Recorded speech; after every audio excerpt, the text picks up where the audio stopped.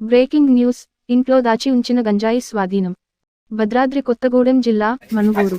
నమ్మదగిన సమాచారం మేరకు తనిఖీలు చేసి వెనకాల పెరడులో దాచి ఉంచిన గంజాయిని స్వాధీనం చేసుకున్నారు. డీఎస్పీ రవీందర్ రెడ్డి ఆదేశాల మేరకు మున్సిపాలిటీలోని బాపన్కుంటకు చెందిన, గతంలో పలుమార్లు నిషేధిత గంజాయి రవాణా, విక్రయాలు చేస్తూ పట్టుబడి జైలు శిక్ష అనుభవించిన వ్యక్తి. ఇటీవల కూడా పలుచోట్ల విక్రయాలు చేస్తున్నట్లు మా దృష్టికి రాగా అనుమానంతో ఆదివారం కొత్తగూడెం నుంచి జాగిలాలు తెప్పించి బాపనకుంటలోని గురవయ్య ఇంటి పెరడులో తనిఖీలు చేశాము. ఒకచోట గొయ్యి తవ్వి దాచి ఉంచిన 2 కేజీల గంజాయిని స్వాధీనం చేసుకోవడం జరిగింది. బాపనకుంటలోని అనుమానిత వ్యక్తుల ఇండ్లలో తనిఖీలు చేసి విక్రయాలు జరిపితే కఠినంగా వ్యవహరిస్తామని హెచ్చరించడం జరిగింది. అదేవిధంగా మనుగూరు పట్టణంలోని సురక్షా బస్ స్టాండ్లోనూ తనిఖీలు చేయడం జరిగింది.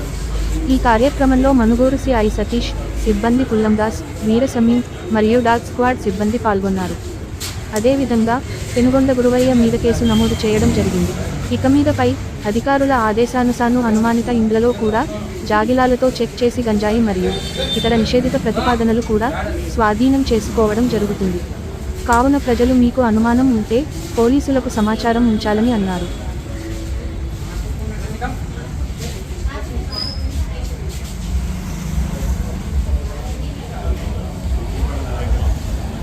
దాని ట్రైనింగ్ 2 సంవత్సరాలు ఓన్లీ గంజాయి.